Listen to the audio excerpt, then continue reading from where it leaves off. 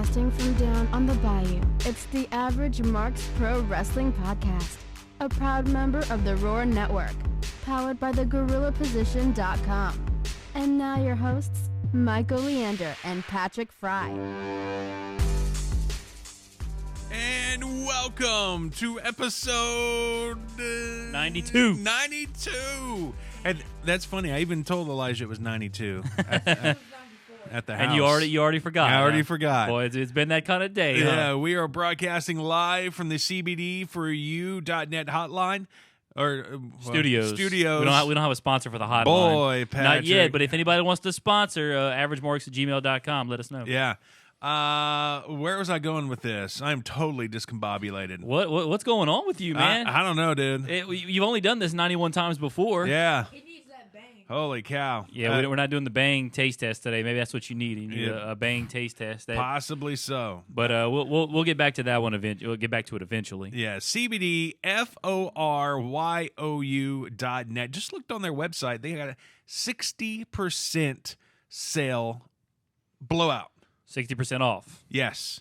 If you don't find anything in the 60% blowout sale, you can always use the code WELCOME35 and get 35% off your first order. Go check it out, CBDFORYOU.net. All right, on today's episode, The Average Marks, episode number 92, we're going to review Clash of Champions that happened this past Sunday. Also tonight, NXT debuts on USA. Yes. We'll talk about that. And then a surprise appearance last night on SmackDown as Brock Lesnar showed up on SmackDown last night, challenged Kofi Kingston for the WWE Championship whenever Fox goes live on Fox in a couple of weeks. Also, Big Cass was arrested earlier this week. A little bit of craziness happened there. Also, some rumor mill stuff and all that and much more coming up on The Average Marks, episode number 92. Follow us on social media. We are wherever you are at The Average Marks, Facebook, Twitter, Periscope, YouTube, Twitch, at The Average Marks. Also, if you want to contribute to this podcast, if you like our content, and you want to make sure it keeps going for a long time in the future, you can do that. You can start out at $1 a month, or you can go all the way up to Great Muda status, $50 a month. There's really cool perks along the way. To check all of that out, patreon.com/The Average Marks, and a new website in the works. Oh, we have a new website in the works? Yes. Well, that's the first I hear of that, so that's pretty cool. Breaking news. Oh, breaking news. You can also donate at streamlabs.com/Average Marks. And I think if you donate there, your name might pop up here on the stream. You know, everybody likes seeing their name pop up on streams and whatnot. Cool little dancing zombie. Yeah, I wish I could change it, but I never really got around to changing it. But hey, the dancing zombies are cool with zombies me. are still in, Patrick.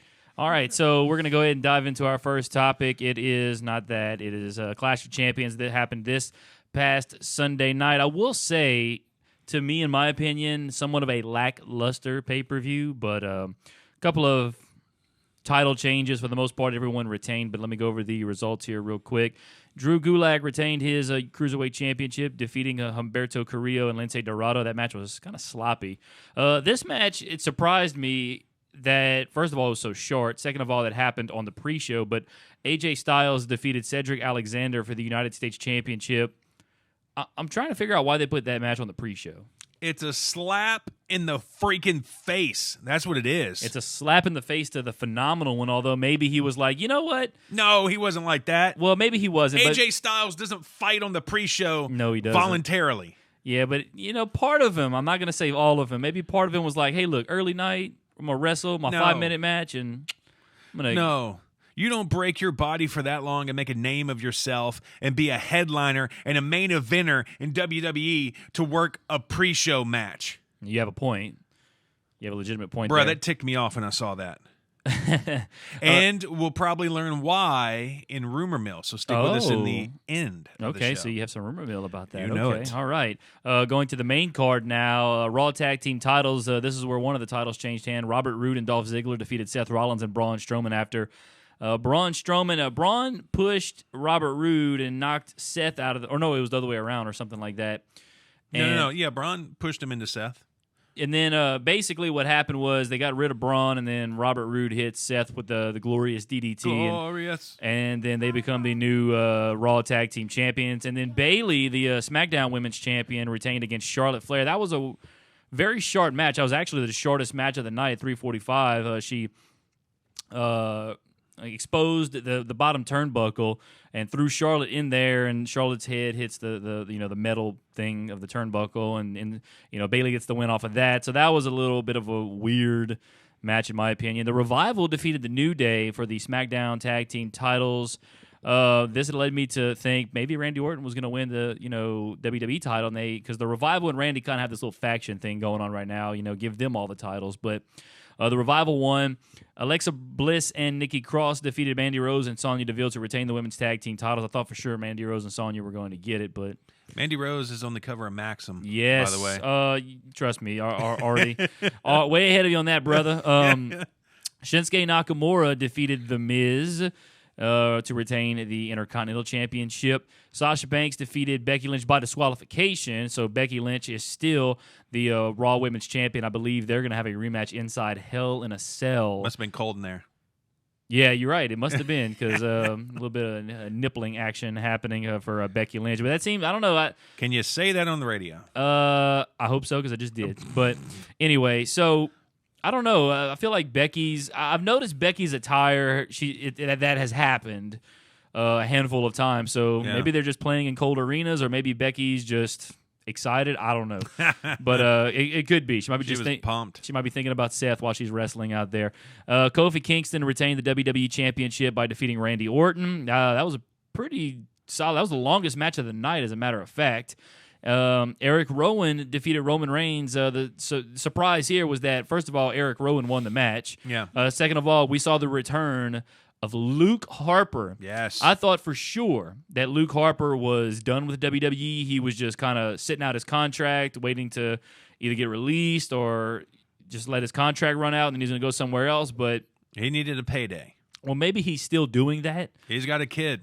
Yeah, and now he's back. He's teamed up with Eric Rowan. The Bludgeon Brothers are back together, although I don't think they're actually using the Bludgeon Brothers gimmick anymore, because, let's face it, that was somewhat of a failure, I guess. Mm-hmm. And then main event, this was actually this might have been one of the better matches of the night, in my opinion. Seth Rollins defeats Braun Strowman.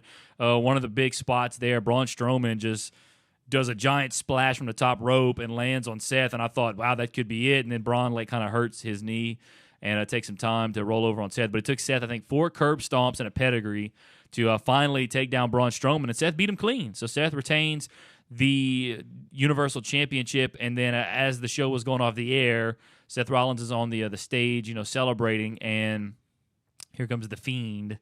The Fiend attacks Seth Rollins, and now it looks like, I think it's been made official, the Fiend will take on Seth Rollins for the Universal Championship at Hell in a Cell. Maybe it'll be in Hell in a Cell. I don't know if that match has been made official as far as it being inside Hell in a Cell. I can look here real quick. I got an idea. How about they make it in a spooky house in the middle of nowhere? Don't do it's a Hell in a Cell match, as a matter of fact. Don't do what was that match that he did with Randy Orton a couple years ago? I can't remember. House of Horrors or something like that. That was terrible. That was so terrible. But we got Becky Lynch. So far, these are the 2 matches for Hell in a Cell, which will take place October the 6th. That's not that long away. That's 2 days after the SmackDown debut on Fox, which we'll talk a little bit about here coming up. That'll be in Sacramento, California, at the new home of the Golden State Warriors. No, wait, hold on. That's actually next week. Raw. Golden State's moving to San Francisco. Yeah, that's true. I don't know. I saw Golden One. It's called the Golden One Center. So for some reason, I thought Golden State. I just had a brain for it. But next week Raw is going to be at the Chase Center, which is what it's called in San Francisco, which is the new home of the Golden State Warriors. Yeah, so they're going to break in a new venue next week with Monday Night Raw. That'll be fun for, I'm sure, anybody attending. But the 2 matches so far for Hell in a Cell on October the 6th, Seth Rollins defends the Universal title against the Fiend Bray Wyatt, and Becky Lynch will defend her Raw Women's Championship against Sasha Banks. But back to, Clash of Champions. To me, outside of the last 2 matches with Luke Harper coming back, I thought that was shocking. I thought that was a surprise. So right. I always like it when WWE catches me by surprise. They definitely caught me by surprise. The Fiend didn't really catch me by surprise, but so far everything they have done with The Fiend has been absolutely phenomenal, and Sunday night was no different with him attacking Seth Rollins. And then on Monday night, they were in Knoxville, and who's the mayor of Knox County? You know it. Glenn Jacobs. He showed up and won the 24/7 title for about an hour, and then he returns as Kane comes out at the end of the show to sort of help Seth Rollins, who was 5-on-1, being attacked by the OC, and then Ziggler and Rude. Kane comes out, cleans house, and then here comes the Fiend Bray Wyatt, attacks Kane, and then basically just stares down Seth with another little bit of a crazy ending to Raw. I didn't expect Kane to come out as the Demon Kane, because we had seen him as Mayor Glenn Jacobs all night long on Monday Night Raw, winning and that was a surprise too. I didn't really, so I was kind of excited to see Kane a little bit, because they had the whole R-Truth and Carmella thing. They were at the Women's Basketball Hall of Fame, which is in Knoxville, and they R-Truth's in there doing his comedy shtick or whatever, talking about, what was he talking about? I can't remember, but how tall the women were. Yeah, he's like, man, they had to be like 40 feet, or something like that. And then Kane, or Glenn Jacobs, or whatever you want to call him, shows up, and it was a legit surprise. I just wasn't thinking that Glenn Jacobs / Kane was going to show up on Raw, so that was kind of exciting. So that's kind of what happened there. That was exciting for Raw, but like I said, Clash of Champions overall, despite the last two matches, a little lackluster in my opinion. I don't know. I don't know. I feel like a lot of people, when Sunday came around, they were like, "Oh, Clash of Champions is tonight." I kind of forgot about it. No, you know what's unless they, Your vocabulary. Really? My vocabulary is lackluster. Well, my master's degree says otherwise. Oh, snap. And my two other college degrees that I have. How many degrees do you have? What grade are you in, by the way? Okay, 7th grade. Don't come at me about vocabulary. So anyway, back before I was so rudely interrupted. Yeah. But anyway, so Clash of Champions. A lot of people woke up on Sunday were thinking, Clash of Champions is tonight. But why would we expect anything different? That's consistently what WWE's given us on pay-per-views. Yeah, well, this is the time of year. Football season's back. A lot of people, are focusing on football season. At least I am, that's for sure. And if they didn't listen to the podcast last week, if you listened to the podcast last week, obviously we did the Clash of Champions preview show. You should have known it was coming up on Sunday, but yeah, we moved back to Castbox and we almost doubled our numbers. Yeah, so thanks to everybody listening on Castbox. That's really cool. Appreciate you guys listening on a Castbox. But here's some of the takeaways I got, Patrick. Go ahead. Number 1, I surely hope that when AJ got back in Gorilla, he slapped the taste out of somebody's mouth like he did to Ricochet. Yeah, whoever put me on yeah. Who the hell put me on the pre-show? Because I'm looking at some of these matches.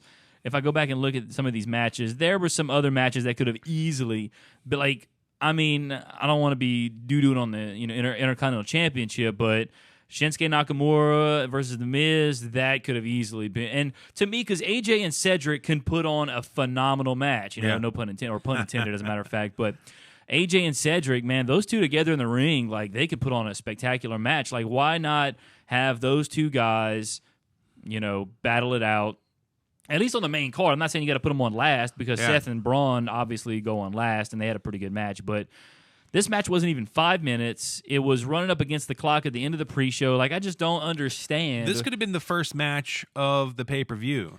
Because, like most people have said, if I'm not going last, I want to go first. Yeah, and I'm looking at some of these other matches, like the SmackDown Tag Team titles. No disrespect to the Revival or the New Day, or even the Intercontinental Championship could have gone on there. So I don't know. Even, what, if you're going to put AJ and Cedric on the pre-show, Eric Rowan and Roman on the pre-show, but then again they had the Luke Harper return, so I guess I can understand why they put the big dog on the pre-show. Well, if you can put AJ Styles, the United States champion, on the pre-show, I don't see why you can't put Roman Reigns on the pre-show. Because Roman's in this weird storyline right now where Eric Rowan tried to take him out, that whole thing with Daniel Bryan, and then Daniel Bryan and Eric Rowan are no longer in cahoots, and so I don't know what. Like I said, the whole thing with Eric Rowan, I don't know if they're trying to get Rowan over. See, I don't even think they know, because reports are coming out that creative is in total disarray. They're at each other's throats. Yeah. They can't make final decisions. Trash. I don't know, but garbage. And one more takeaway. Sasha, how you doing? Yeah, Sasha always looked good, Like though. that blue hair girl. Yeah, Sasha always looked good. So, But I kind of like the heel Sasha. Sasha's playing the heel role as good as she can play it. To me, she's always been, her gimmick has always been made to be a heel. Mm-hmm. So she's doing a fantastic job of that. And then they have the 4 horsewomen all kind of being involved with one another some way, somehow right now, which I'm hoping can lead to, we have always wanted to see the 4. Yeah, but they're all feuding against each other. Yeah, well, think of it this way. A year ago, Charlotte and Becky were at each other's throats.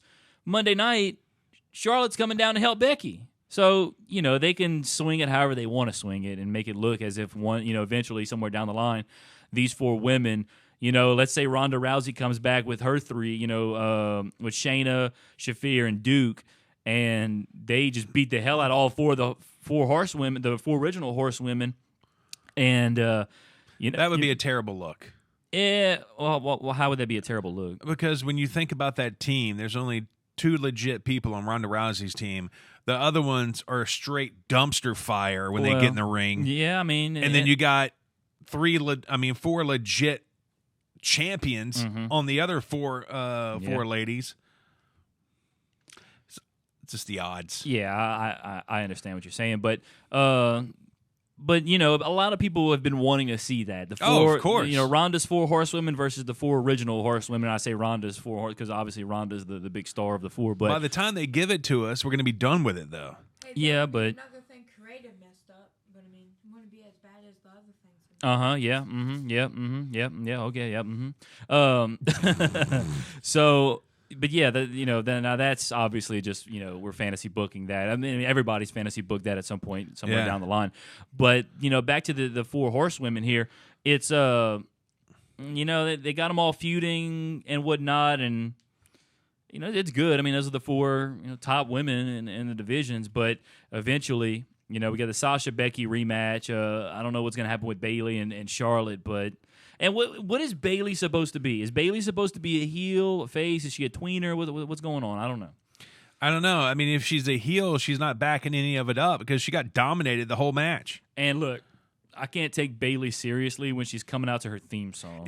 That's exactly what I said. I said, if she's a heel, why is she still coming out to this crappy song? There's old hugging stuff, and but I don't know. Maybe this day and age, you can still have that gimmick, but be a heel in a sense, or. Because I think Bayley's not necessarily trying to be a heel, but she's also not doing. She's like, I don't know. I've been trying to pay attention to her and just try to watch her mannerisms, I guess. And she's not she's not giving out hugs and talking about hugs and this and that. Like she's talking about being loyal to Sasha, who is a straight heel, straight up heel. Yes, so Sasha's doing a fantastic job. So at the end of the day, Bayley's like. Not doing heel things, but she's not doing face things either. So she's kind of in between, but associating herself with Sasha obviously puts her in that heel category, I guess, by default. Yeah. But she was getting some boos. She's starting to get some boos here and there, but like I said, she's not doing anything to get the boos other than associating herself with Sasha. That's all she's really doing. So. Exactly. But, the 4 horsewomen, we know we're going to get the rematch with Becky and Sasha. Well, undoing the turnbuckle, that was pretty heel. Yeah, you're right. That was pretty. So that was a sneaky, you're right. So I do agree with that. They're booking her as a chicken-ass heel because she grabbed the belt and ran out right after it was over. Yeah, she did. So, and I'm thinking down the line we might, of course, I think we already saw this. Did we? No, we didn't. A Becky and Charlotte versus Sasha and Bayley tag team that would match be fantastic. somewhere down the line, but yeah. So like I said, I wasn't really sure what they were doing with Bayley at first, but now you reminded me that Bayley did the heel move of undoing the turnbuckle. So yeah, that. You even said that earlier though. What? At the match, you said, yeah, she undid the turnbuckle. Yeah, I did say that. Come on, Patrick, remember something. We both need caffeine. No, I don't need. I'm good, me. But then we saw the return of Rusev. Yeah, it's true. I was on Monday Night Raw. Yeah, he's apparently the father of Maria's new child, and it has a dumb mustache. Well, grow your hair back out, dude. I tell you what, take away the hair and the mustache, dude looks phenomenal shape. I mean, I don't know. He looks corny to me. I'm cool with it. I like it. I think it's a good look. I mean, he's had a bunch of different looks. Granted, I did like the longer hair, but Now, the dude still looks like a beast. If you make that a handlebar mustache, then I'd be all about that. I wonder what Lana has to say about this. I don't know. I'm curious to see because we haven't seen Lana in a while either. We haven't seen Rusev either. That's why he came back. I'm noticing a lot of people are coming back. You had Luke Harper come back. You had Rusev come back, and you have they're starting to make they have cameos for AOP coming back too. So yes, I did see that on Monday Night Raw, which they had the draft coming up October the 11th. Yes, I wonder if they started just throwing out money. They're like, "Look, we want you back. Here's a few extra more, Well, I don't dollars." know. I don't know, but certainly, Fox, with Fox, and that's the thing. They had the shakeup back in April, and now you got the draft. So I think they're going to just have a clean slate and start drafting people. And eventually, after October the 11th and the 14th, there's going to on Raw is going to be the second half of the draft. After that, they're going to, they're going to have no more wild card or anything. You're going to have strictly SmackDown, strictly Raw. Which, if you're going to do it that way, do it that way. Because you got these Raw people, fighting for SmackDown titles and this and that, and that just it's confusing to me, and I don't like it. But so yeah. Now let's switch gears a little bit. Yes, talk about NXT on the USA Network starts tonight. How you doing? Let me see if I can pull up the quick. I know for a fact 2 matches. Matt Riddle's going to be taking on Killian Dane in a street fight, and then also the Velveteen Dream, that he's going to be defending his North American Championship against Roderick Strong. So 2 really good matches I expect tonight. But let me see if I can find. Let's see if they have some more matches they announced for tonight. But I'm looking forward. But now here's the thing. I think that they're only going to have 1 hour on USA, and the second hour I believe is going to be on the network. So I'm looking to see what other matches they have scheduled for tonight. I expect them to pull out all the stops tonight. They're gonna pull out all of their their stars. Let's see, Velveteen Dream defending a North American Championship against Roderick Strong. Adam Cole. Baby. Let's see. Of course, I'm sure we're going to see Adam Cole. He is the NXT champion. Killian Dane and Matt Riddle, of course, will have a street fight. Io Shirai, Bianca Belair, Candice LeRae, and Mia Yim square off in a number 1 contendership match for the NXT Women's Championship. That'll be a fun fatal 4-way. And I think other than that, those are the 3 main matches. I think they might have 1 or 2 more matches they'll just kind of throw in there, or maybe just some impromptu matches or something like that. But I'm excited, because I always enjoyed watching NXT. But the fact that it's been taped before just kind of is like, I don't know. It just doesn't do anything for me. It's like, I like the fact that it's live. I like the fact that I can, go on social media and react with all the other wrestling fans of the internet wrestling community and whatnot. So I'm looking forward to seeing what they can do in a live. Now, granted, all their tapings, their takeovers have always been live. They've always done phenomenal work there. I expect nothing less here tonight, but I feel like tonight is going to be the biggest. I say it is going to be the biggest NXT show in the history of NXT in the 6-7 years that it's been in existence. First live NXT regular show. So it says right here, of course, on the graphic we got up on our live stream. USA Network begins at 7 o'clock and it continues on the network at 8 o'clock. So you're only going to get an hour. And, I was talking about how they're going to put Matt Riddle and Killian Dane. Matt Riddle, arguably one of their best stars right now, in my opinion. Yeah. I'm a huge Matt Riddle fan. They're going to put him, let's see, who's on here? Andy Boy 12 says, yo, playa. Yo, Andy Boy. We're talking NXT on USA tonight for the first time ever on USA Network. Looking forward to it. Is Adam Cole Bebe going to wrestle? I don't know. Because I would think it's their first night. He's got to. I know he's going to wrestle, but because the first night that SmackDown's going to go to Fox, Brock Lesnar's going to fight Kofi Kingston for the WWE title. So I would think first night on USA, hey, but maybe they're going to wait because apparently there's some show on USA that Suits. You get Suits. Preempted for Suits. Yeah, we got preempted. Yeah, NXT got preempted for Suits. Yeah, just wait until the Suits season is over. Andy Boy says Johnny Gargano is the best NXT superstar. Well, that's debatable, but certainly Johnny Gargano is definitely, if you're going to debate that, he's in the conversation. No doubt. I mean, there might be a 1A, 1B here. I think Cole's up there. Velveteen's. See, the thing about Velveteen is he has, as far as the talent, probably the best talent on that roster, but his offense is just so vanilla. It's his gimmick that really gets him over, just his uniqueness and whatnot. His charisma. Roderick Strong, in my opinion, Roderick Strong's a better wrestler than Velveteen Dream, in my opinion. Now the gimmick for Velveteen Dream is so much better. Oh my God! But and like Adam Cole's up there. You have Johnny Gargano. Also, when's Tommaso Ciampa going to be back, man? I hope Tommaso Ciampa is going to be back before too long. I mean, I know he had the serious injury, but definitely Tommaso Ciampa. Hopefully, he'll come in and get in on some of that action on the NXT on USA. But that's happening tonight again. The Fatal 4-Way match. Candice LeRae, Bianca Belair, Io Shirai, and Mia Yim, Fatal 4. That's going to be a great match. Number one contendership for the NXT Women's title. Velveteen Dream will defend the North American title against Roderick Strong, another great match. And then Killian Dane and Matt Riddle is going to be in a street fight. So these dudes might fight all over Full Sail University tonight, and I'm looking forward to that. So it's going to be a fun night. As soon as we wrap this up here, I'm running home and turning on the USA Network and checking it out. Yeah, you think they're going to be so pumped up. This may just be like a takeover atmosphere. It very well could be. They just go balls to the wall. I think it's going to be like a takeover atmosphere tonight. So that's happening tonight, 7 o'clock USA Network. Actually, an hour from now. It says it's 6 o'clock here on the dot. But yeah, so NXT tonight. And now let's move on again. What I did mention, I mentioned something about Brock and Kofi. They're going to be fighting each other on the first ever SmackDown Live on Fox. That'll be October the 4th, which is 2 weeks from Friday. Brock Lesnar surprisingly showed up on SmackDown.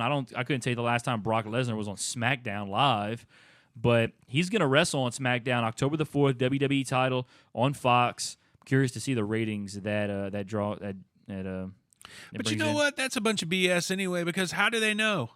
It's all a guesstimation. They don't know how many people are actually watching it. Well, the thing is that, right now it's on USA and it's going to be on Fox. If you just took, if you were to guess how many households have access to Fox versus how many households have access to USA, the number of people who have access to Fox, I mean, it's a broadcast channel. So it's not a cable channel. So the number of people that have Fox versus USA is probably above and beyond, might be double. Because you got all these people that cord cutters, cord cutters that just and of course cord cutters go to places like Sling TV. What's another, like YouTube TV, Hulu Live TV? They probably all have the USA Network. I know Sling TV does for sure because I had a free trial of that and I tried. I did like it, but yeah, cord cutters, and they might just have the antenna, the bunny rabbit ears, or whatever they call it, where you can get a Fox, and that's where WWE SmackDown Live is going to be on Friday nights. The other interesting thing is that you're going to start this on Friday night in the middle of the fall, where you have high school football all around the country, especially here in Louisiana. High school football is a big deal. It's football season. Even college football plays on Friday nights, too, in some instances. So that's going to be interesting to see the numbers there. I think overall the numbers might get a little bit bigger when we hit the spring, because on Friday nights in the spring, what is there to do? Right, but at the same time, we talked about this before. The majority of the people that are going to be watching this anyway, religiously, most likely aren't football fans. Yeah, you're right. And I guess I just I think of myself whenever. I mean, you too. You're a big football fan. We're both pro wrestling and football guys. Like when I'm around all these indie events all across the state in Texas and stuff like that, and I start talking to guys, and especially when it's football season, I'm like, you doing fantasy football this year? Nah, man, I don't like football. It's everywhere. Yeah. And I like football, but I don't even want to do fantasy football no more because I don't know. It does nothing for me anymore, I guess. But anyway, you playing me this week? Well, that's fine. And I lost. I lost zero amount of sleep for that. But so that's why it's called fantasy, by the way. So anyway, but yeah, fantasy football. I don't know. I've been wanting to get off of it for years, but then people like you, like, hey, you join the league, sure, whatever. I'll do it. But it's a great way to talk smack around the workplace. I guess, but once again, I don't talk smack. If I beat somebody in fantasy, I'm like, oh, cool, yeah. Well, believe me, Sucks, you know? Patrick, if I beat you, it's coming. Well, I remember last year, we played each other in week 1, and after the Thursday night game, you were beating me pretty handily, and you came in here Friday morning talking smack, and then Monday rolls around, it was a whole different story, so Yeah. you got to be careful there. No, I'm still going to go with it. As long as I'm leading you, the smack will be flowing. All right, well, hey. If you say so, I'll just block it out because it does not faze me.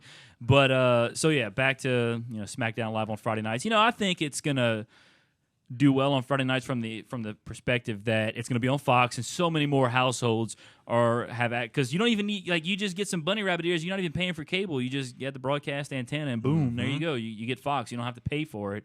So In HD, baby. And right now, I want to say on USA, SmackDown's averaging anywhere from 1.5 million to 2 million people. That's just a guess based on what I've seen.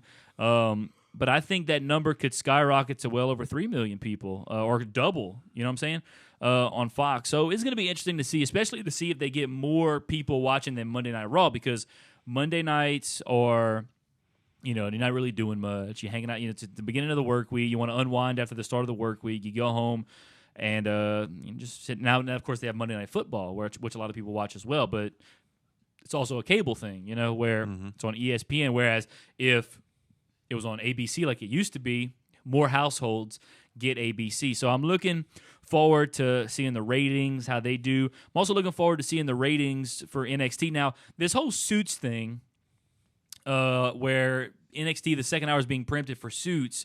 I wonder if that's going to be the case in 2 weeks when AEW starts on TNT for 2 hours, 7 to 9, same time slot as NXT on the USA Network. Yeah, that'd be a hot mess because nobody's going to the network. They're flipping over to TNT. Yeah, and I've already been on record as saying I'm probably going to watch AEW over NXT, although during commercials, I'm going to flip over to USA Network, check out and see what NXT's doing, because I know the deal with NXT. I know they're good, but AEW's, it's a new, fresh product, and my opinion, I want to watch the new, fresh product just to see where it goes, because we've had a handful of AEW events now, but I'm ready to see what they do on a week-to-week basis. They haven't, it's been, 3 weeks now since they've had All Out. A little over almost 3 weeks since they've had All Out. The only thing they're doing to get, do a little promotion. I mean, I've seen AEW commercials all over TV now. They even had an AEW commercial play during SmackDown last night on USA. So, really? Yeah, very interesting there. And then, of course, when I watch... USA double dipping. Yeah, I know, right? But what jerks. But certainly, if NXT... and that's the thing. I don't know if internally NXT really cares about having just 1 hour versus the 2 hours that AEW is going to have. I don't know what and I don't know how long this Suits show is going to be, how long the season is going to last, but I would think if they're smart, do whatever you can to get Suits off USA and get NXT 2 full hours on there, because man, that's just yeah, believe me, a lot more people will be watching NXT than Suits. Oh, for sure, absolutely. Come on. If I can get the overnight ratings tomorrow, I want to see what that 1 hour for NXT is going to do tonight versus that Suits show. I want to see what the ratings are going to be. Just like I said before, they could lie to us and we can't fact check them. There's no way to actually know, because when you're watching it, you're not getting counted. Why would I not be getting counted? Are you submitting it into them that you're watching? No, I guess not. Then who is? How do they figure out that like when SmackDown goes to Fox, if they say 86 million people watch the first night, if 86 million people watch the first night, how can we call them out? We can't, because we can't fact check this crap. I guess not, but apparently there's a lot of weight to it. Don't get me started on Nielsen. I say if it's Nielsen, did Nielsen put out some overnight ratings, and I mean apparently it carries some weight. Apparently it does. I don't like I said, I don't know all the facts behind how they get it done. Yeah, because they're lying to their advertisers so they can make more money. It's all a gimmick. Everything's a work. Yeah, but certainly NXT on USA starts tonight. Looking forward to that. Let's see, I'm just checking to see where we are, so we still got some time left. Special screw you to Nielsen ratings. Not a fan of the Nielsen ratings, huh? No. Right up there with Nick Aldis. Yeah. All right, so we talked about Clash of Champions, NXT on USA, Brock versus Kofi, going to happen SmackDown October the 4th. Let's talk about something that happened, I believe, over the weekend involving a former WWE wrestler and Big Cass. Some big news, as you see the graphics up there. Big Cass, surrounded by police officers, but certainly, apparently he was at some event. I don't know what event was it. Do you know what event it was? It was some indie event or something like that. No, I won't pretend to know. Although I did see a bunch of chatter. I'm Facebook friends with a bunch of indie guys, and apparently it's an old timer. Yeah, that's been doing this for a long time, and it was his final match. Like he's gonna retire in ring. Yeah, and he had Big Cass there, and a whole bunch of other legends. Yep, or former wrestlers. Yeah, and apparently Big Cass went into his usual douche mode. Yeah. Was being a jerk. Can you say that on the radio? Yeah. Okay, cool. Just checking. Because you already did. So, but yeah, that's the thing. Big Cass, the way he got hurt in WWE, and then I don't know the way that it fell out with them, and then the whole Enzo thing. Like I don't know, I feel like he left WWE with a bad taste in everybody's mouth. And then of course him and Enzo were kind of feuding and not really hanging out, this and that. I guess outside of wrestling, they weren't really boys. And then, of course, we see them reemerge at G1 Supercard last April, jumping the barricades and at Ring of Honor, which we still don't know if that was a work or a shoot. I'm starting to think it was a shoot because we have not seen them in Ring of Honor since then, and it's been, 5-6 months now? Either way, it was epic. It was pretty epic. I'm not going to lie. It was definitely some talking points. A lot of people were talking about it. So if they were there to get some exposure, it kind of worked. But at the same time, they went on social media. They were marketing themselves. Big Cass, XL, or whatever the hell he's calling himself, and Enzo, Real One, whatever the hell, they wanted to call themselves. But they were working together, and the fact that they, after they both were, left WWE or got released or whatever, they weren't hanging out together, and the fact that they were seen together, I was like, well, they must be, it must be at work now, because otherwise these dudes are not just going to hang out with each other for the hell of hanging out with each other because they don't really like each other. And now apparently Enzo has nothing to do with this, but in a sense he does actually, because remember, he had the altercation or the confrontation. I'm not gonna say it was an altercation because no punches or anything were thrown, but with Joey Janela at the Blink-182 concert. Apparently this started when Big Cass was there and he ran into Joey Janela, and that incident was brought up, and they had words, this and that, and then next thing you know, he ends up in SCU's locker room, and he starts talking with them, and then next thing you know, he gets knocked out, starts threatening people, I'm going to kill you, this and that, and so I don't know what, a lot of people were thinking that he's just, I don't know if he was on something, or they weren't saying he was on something, but something wasn't right with him. He's just a cancer in the locker room. He thinks he's a 7-foot BA, but he's not, because you can't even take a punch, dude. You're like Glass Jaw Joe, or whatever his name is from Punch Out. Yeah, who did he? Glass Joe. Yeah, 'cause didn't somebody clean his clock? Yeah, it was one of the SCU guys. I'm thinking it was Frankie Kazarian, most likely. I don't think. Let me see, because I'm gonna look it up here. It was. I don't think it was Frankie Kazarian. I don't think it was anybody. I think members from SCU confronted him, or he ended up in their locker room, or whatever the case may be. But let me see if I can find where he, where the story is here on Reddit. I'm looking it up right now, but. At the end of the day, it's not a good look for Cass at all. No. I mean, and the guy apparently was trying to make some sort of a comeback. He's supposed to be in this battle royal for whatever this show was going to be, and then next thing you know, he's getting arrested. He's asked to leave the arena. Now, Joey Janela did not want to press charges or anything, so Joey Janela, the bad boy, Joey Janela becomes the good guy, Joey Janela, by saying, you know what, I'm just not even, he needs to go get help. He needs to figure it out. And because Joey Janela knows he can't throw them things either, as we saw from that video. So he doesn't want any heat with Big Cass. So this is what, according to Voices of Wrestling, I think, based on what I'm reading here, Cass chased Joey Janela around the locker room and threatened to kill him and said he would shoot him after the show. Oh, God. He accused other wrestlers of stealing his gear and stuff, and said he killed him too. Got into a physical confrontation with Pat Buck, and Buck laid him out. So Pat Buck laid him out. The cops were called at one point. Cass said he was going to kill himself. He's currently at a hospital. So this was a few days ago. Holy cow. So, yeah, this what is a hot mess. Yeah, so this guy here is absolutely, let's see, and they got, these are some of the updates. David Bix says Big Cass has not been arrested. This is more stuff from the Wrestling Observer here. Okay, he says he contacted Joey Janela and talked about, that run-in he had with Enzo at the Blink-182 concert. Cass was approached by WrestlePro's Kevin Matthews, who diffused the situation for a moment.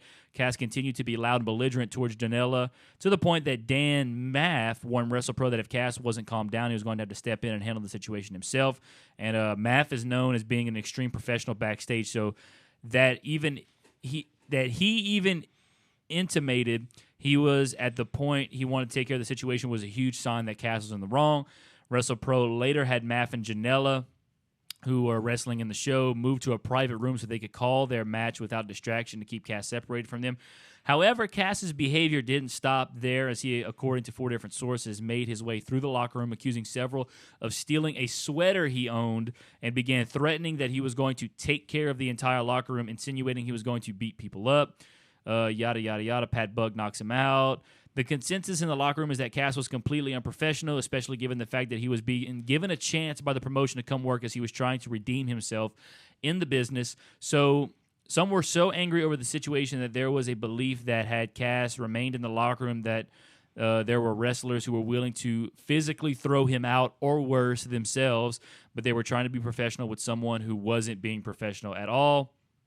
There was a lot of sympathy for Buck, given what tonight meant to him personally. So apparently Pat Buck was the one who was getting ready to retire. Also, PW Insider was later told by several fans that even after being ejected, Cass remained outside the venue after WrestlePro's event ended at one point. It appeared local police were searching his car. Cass sat down on the sidewalk, according to 3 different fans we heard, including one who sent the picture, of course, the one that you see up on our live stream right now. Let's see, where was I? Began loudly making remarks to himself to the point that concerned authorities called for an ambulance to take Cass to transport him to a local hospital. He was released in WWE in 2018 after a 7-year run with the company. In December that year, he collapsed at a House of Hardcore event in Philadelphia while walking to his merchandise table during intermission, going into a seizure.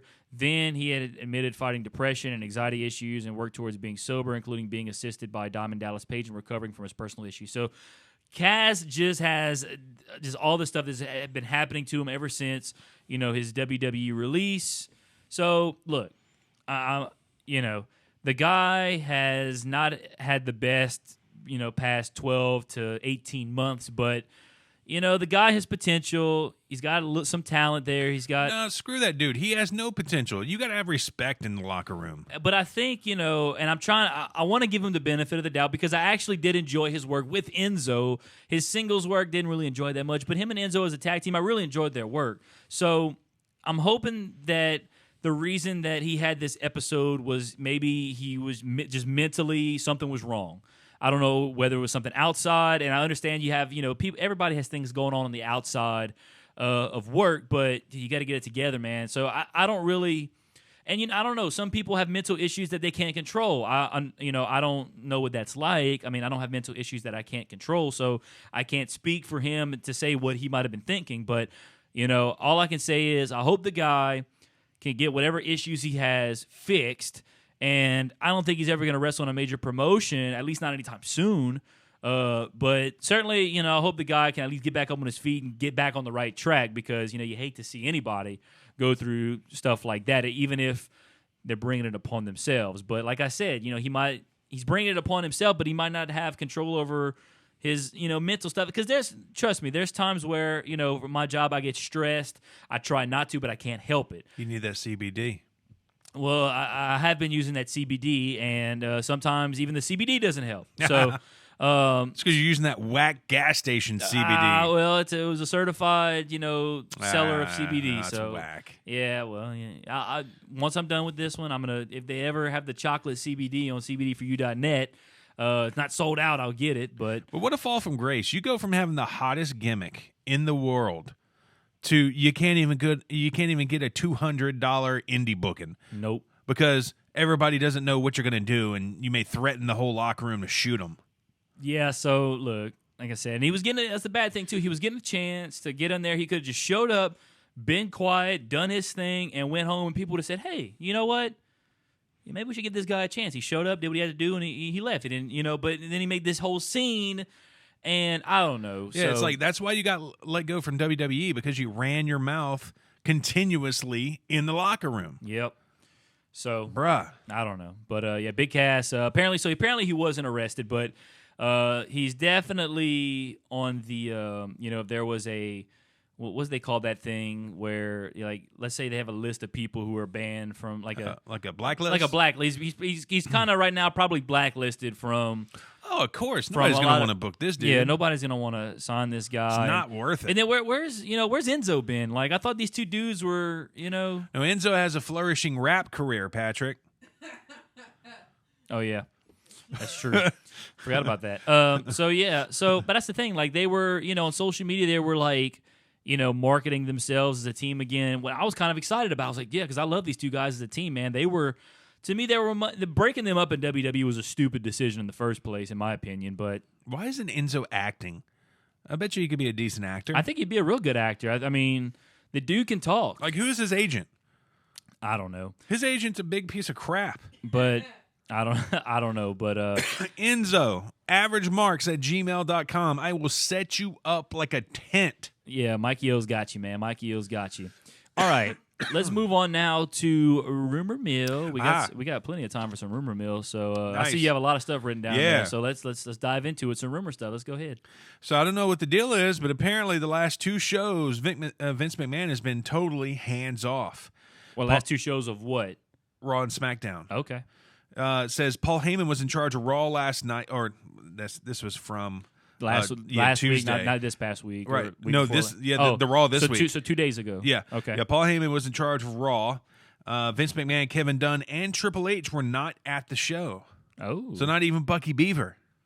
Because I watched the show, and it was a decent show, but I don't know. It was there's a lot, and that's the thing too. They have a lot of guys starting to come back. I mean, Bobby Lashley's even still out too. He's not going to be back probably for another month or two. But well, I mean, when he comes back, he'll keep delivering his cardboard, maybe vanilla ice cream. I don't know, but yeah. So it's interesting. I mean, I guess it's a step in the right direction, but there's still a long way to go for Raw to be something spectacular. But continue. Right. Eric Bischoff, Bruce Pritchard, and Michael Hayes ran SmackDown Live this week. Mm-hmm. Vince McMahon not actually at the show, and he did not participate in the writing or anything via telephone before the show. Interesting. What's he doing? I don't know. Maybe it's XFL business, bruh. Well, they're gearing up. The draft's coming up next month. Maybe so. But, Johnny Manziel, first pick. Landry Jones is already Houston team. Well, Landry Jones is already signed with the XFL, although I don't think they assigned him a team yet. I heard what they want to do, and I know we're going to, we have a little bit of time left, so they apparently want to sign 8 quarterbacks and assign them to teams and then draft around the quarterbacks, which, it's cool. Boy, if you don't put Johnny Manziel on one of these Texas teams. We'll see. If he goes to Houston, man. If Johnny Manziel goes to Seattle, what the crap? What are they doing? They have a Seattle team? Yeah. Oh, okay. I forget. You don't remember that? Well, I forget some of the teams they have. But Seattle, Tampa Bay, Washington, D.C. Yeah. They have no teams in the Midwest, I think, except St. Louis, they got maybe? Dallas. They got Houston. They got San Diego. Yeah, let Johnny go to Houston, man, because if he goes to Houston, we have to go take that drive. Are we down there? To Houston. I'm going to games anyway. I want to go see this. Yeah, you want to go? Yeah, well, it starts in February. Draft next month. All right, go ahead with your next rumor. All right, so Dave Meltzer, Unc Dave putting his 2 cents in. Okay. Said Vince McMahon wanted to bury Cedric Alexander, and that explains why they were booked on the pre-show. Why?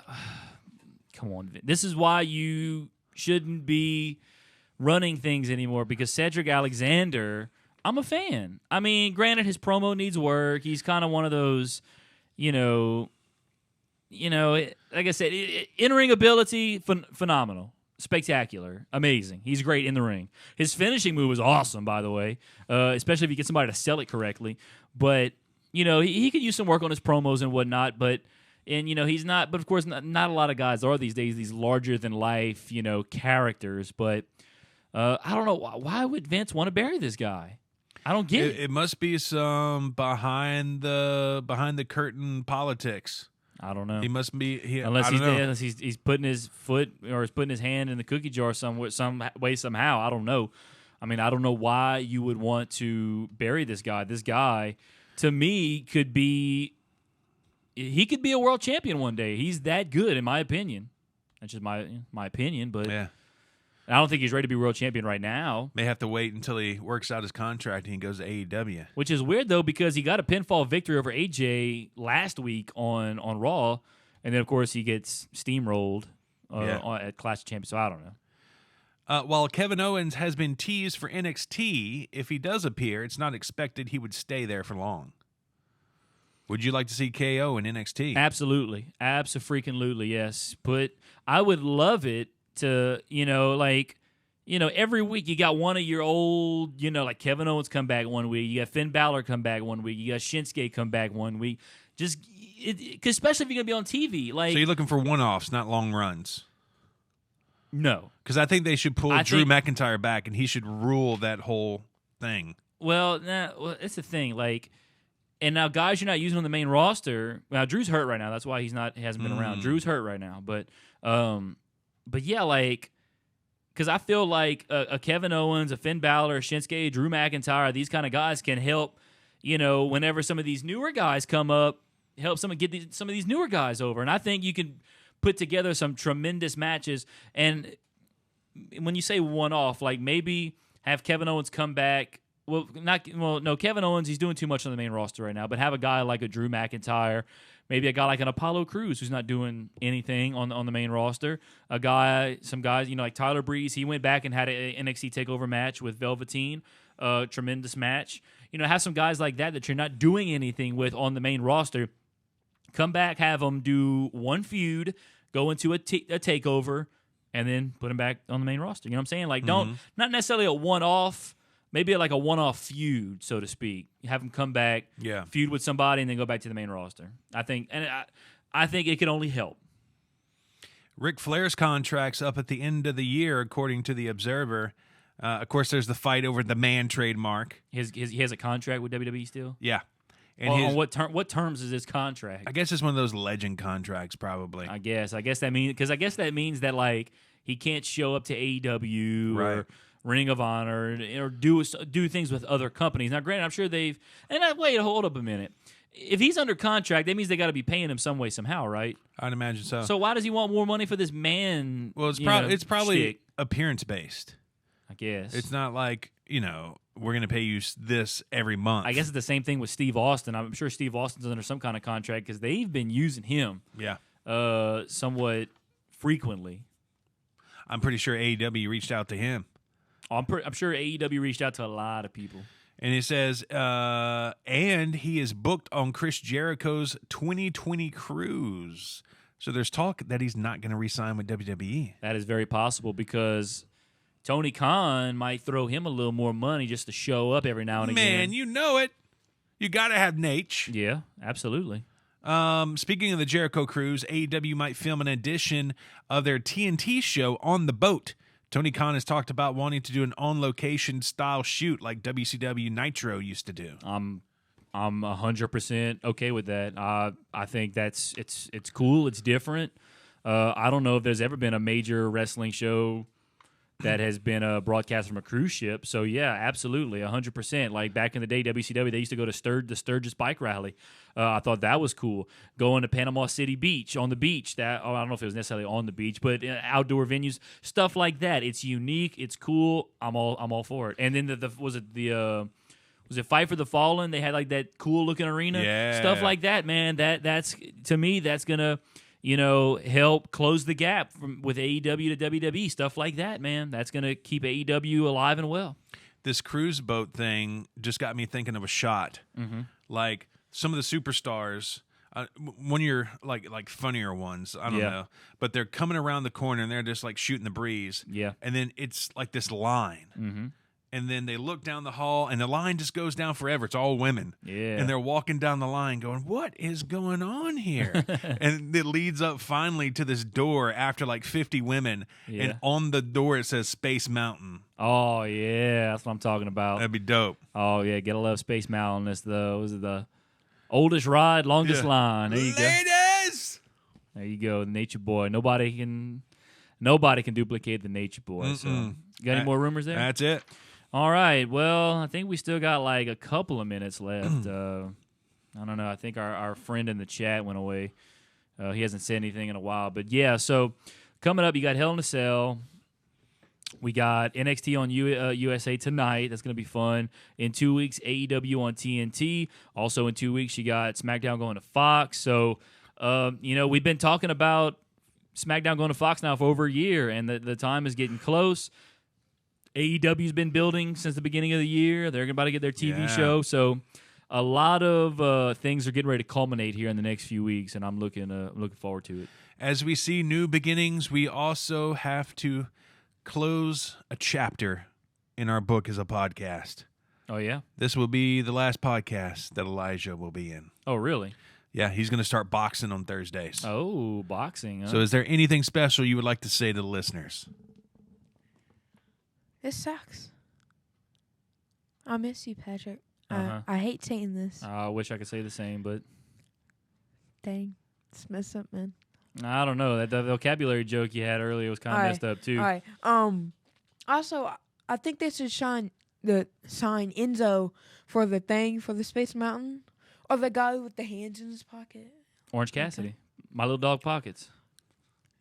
That guy. So, I'm done.